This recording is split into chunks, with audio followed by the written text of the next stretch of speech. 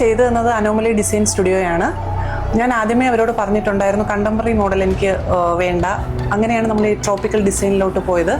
അവരതെനിക്ക് നന്നായിട്ട് എൻ്റെ ആഗ്രഹത്തിനനുസരിച്ച് അവരെനിക്കത് ചെയ്തു തന്നിട്ടുണ്ടായിരുന്നു.